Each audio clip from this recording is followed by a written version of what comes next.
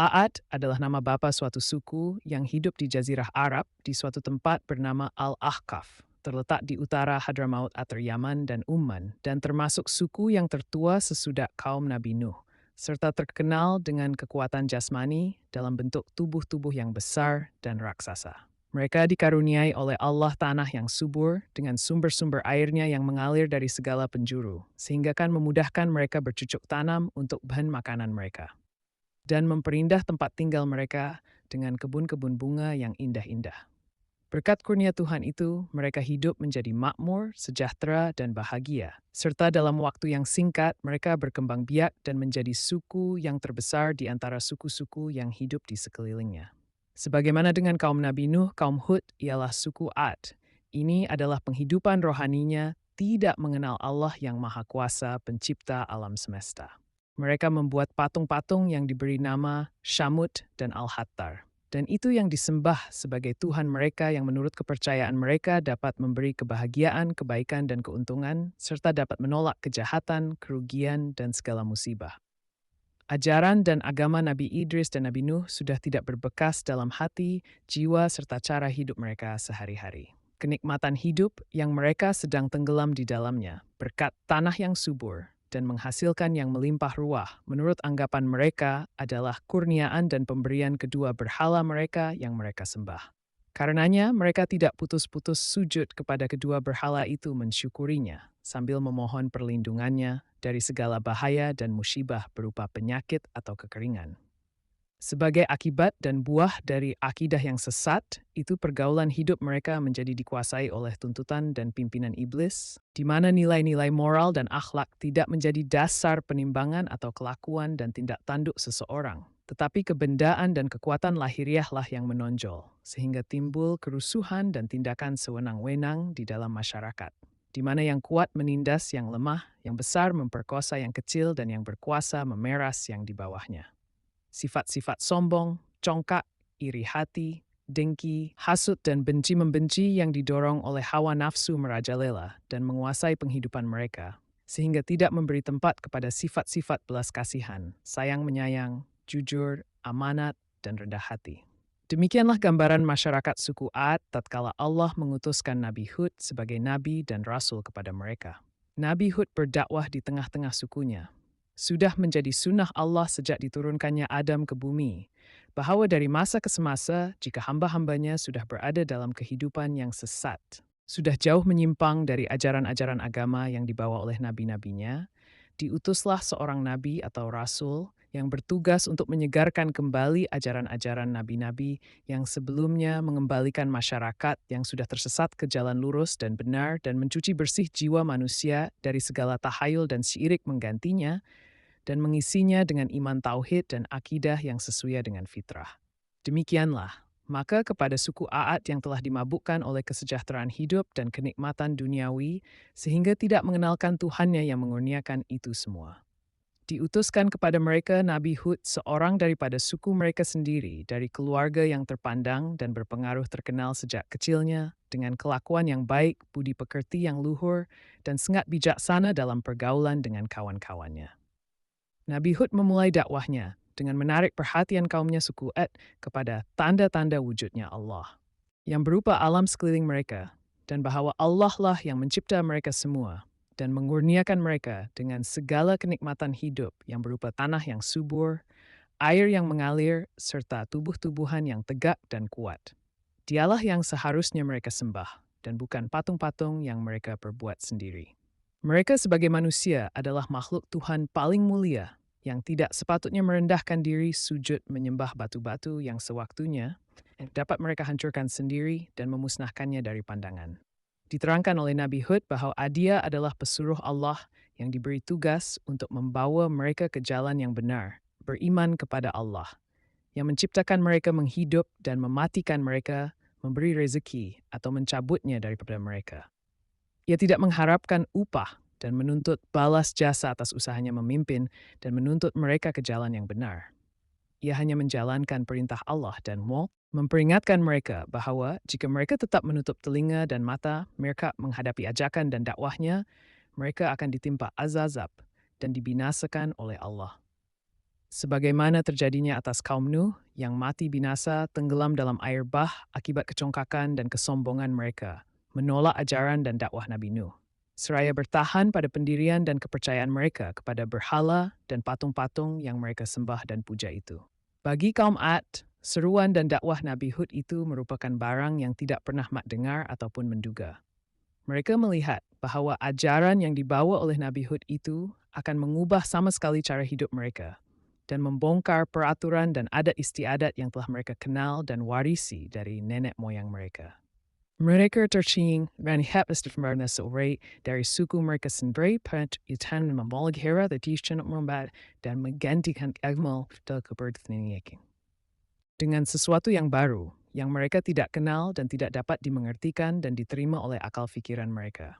Dengan serta-merta ditolaklah oleh mereka dakwah Nabi Hud itu dengan berbagai alasan dan tuduhan kosong terhadap diri beliau, serta ejekan-ejekan dan hinaan yang diterimanya dengan kepala dingin dan penuh kesabaran. Berkatalah kaum Aad kepada Nabi Hud, "Wahai Hud, ajaran dan agama apakah yang engkau hendak anjurkan kepada kami? Engkau ingin agar kami meninggalkan persembahan kami kepada Tuhan-Tuhan kami yang berkuasa ini dan menyembah Tuhan-Mu yang tidak dapat kami jangkau dengan panca indera kami dan Tuhan yang menurut kata kamu tidak bersekutu. Cara persembahan yang kami lakukan ini ialah yang telah kami warisi dari nenek moyang kami dan tidak sesekali kami tidak akan meninggalkannya. Bahkan sebaliknya, engkaulah yang seharusnya kembali kepada aturan nenek moyangmu. Dan jangan mencederai kepercayaan dan agama mereka dengan membawa suatu baru yang tidak kenal oleh mereka dan Tuhan direstuinya. Wahai kaumku, jawab Nabi Hud, sesungguhnya Tuhan yang aku serukan ini kepada kamu untuk menyembahnya, walaupun kamu tidak dapat menjangkaunya. Dan dengan panca indera munung kamu dapat melihat dan merasakan wujudnya dalam diri kamu sendiri sebagai ciptaannya. Dan dalam alam semesta yang mengelilingimu, beberapa langit dengan matahari, bulan dan bintang-bintangnya bumi, dengan gunung ganangnya sungai tumbuh-tumbuhan dan binatang-binatang, yang kesemuanya dapat bermanfaat bagi kamu sebagai manusia. Dan menjadi kamu dapat menikmati kehidupan yang sejahtera dan bahagia. Tuhan itulah yang harus kamu sembah dan menundukkan kepala kamu kepadanya. Tuhan yang Maha Esa, tiada bersekutu, tidak beranak, dan diperanakan. Yang walaupun kamu tidak dapat menjangkaunya dengan panca inderamu, dia dekat daripada kamu, mengetahui segala gerak-geri dan tingkah lakumu, mengetahui isi hatimu, denyut jantungmu, dan jalan fikiranmu. Tuhan itulah yang harus disembah oleh manusia dengan kepercayaan penuh kepada keesaannya dan kekuasaannya. Dan bukan patung-patung yang kamu perbuat pahat dan ukir dengan tangan kamu sendiri.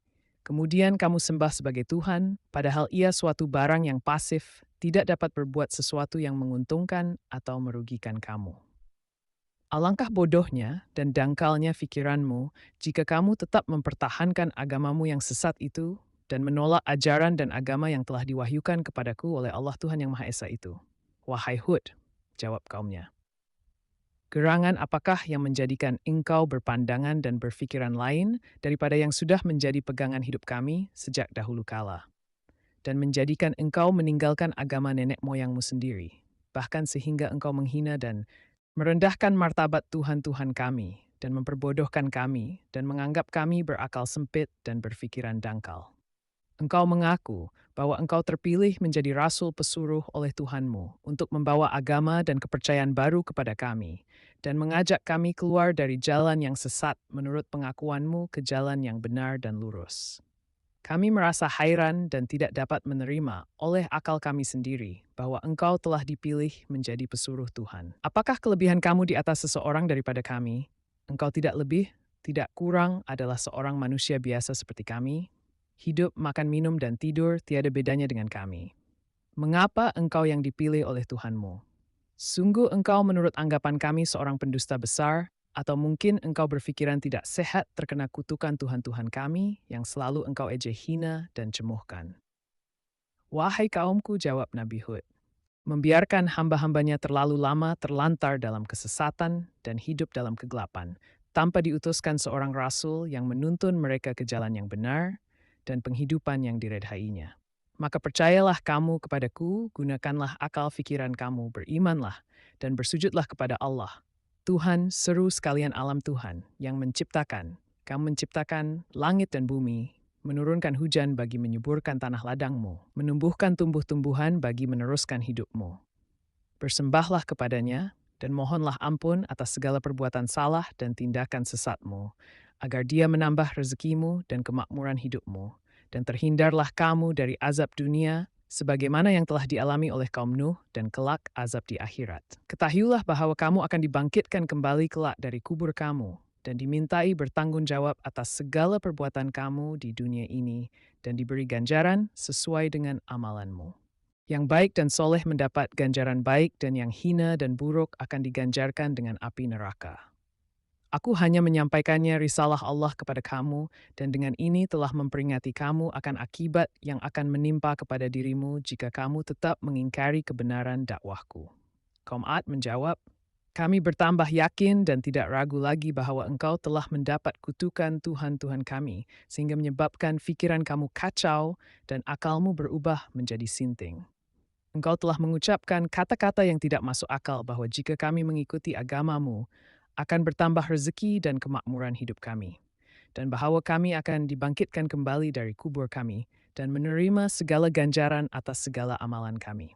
Adakah mungkin kami akan dibangkitkan kembali dari kubur kami setelah kami mati dan menjadi tulang belulang? Dan apakah azab dan seksaan yang engkau selalu menakut-nakuti kami dan mengancamkannya kepada kami? Semua ini kami anggap kosong dan ancaman kosong belaka. Ketahuilah bahwa kami tidak akan menyerah kepadamu dan mengikuti ajaranmu karena bayangan azab dan seksa yang engkau bayang-bayangkannya kepada kami, bahkan kami menentang kepadamu. Datangkanlah apa yang kau janjikan dan ancamkan itu jika engkau betul-betul benar kata-katamu bukan seorang pendusta. Baiklah, jawab Nabi Hud. Jika kamu meragukan kebenaran kata-kataku dan tetap berkeras kepala, tidak menghiraukan dakwahku, dan meninggalkan persembahanmu kepada berhala itu, maka tunggulah saat tibanya pembalasan Tuhan, di mana kamu tidak akan dapat melepaskan diri dari bencananya.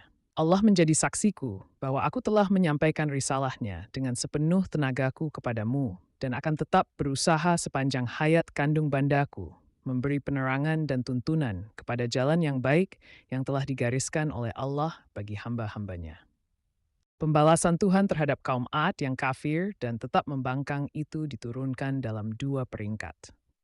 Tahap pertama berupa kekeringan yang melanda ladang-ladang dan kebun-kebun merek, sehingga menimbulkan kecemasan dan kegelisahan kalau mereka tidak memperoleh hasil dari ladang dan kebunnya seperti biasanya. Dalam keadaan demikian, Nabi Hud masih berusaha meyakinkan mereka bahwa kekeringan itu adalah suatu permulaan seksaan dari Allah yang dijanjikan, dan bahwa Allah masih lagi memberi kesempatan kepada mereka untuk sedarakan kesesatan dan kekafiran mereka dan kembali beriman kepada Allah dengan meninggalkan persembahan mereka yang batil kemudian bertaubat dan memohon ampun kepada Allah, agar segera hujan turun kembali dengan lebatnya dan terhindar mereka dari banyak kelaparan yang mengancam.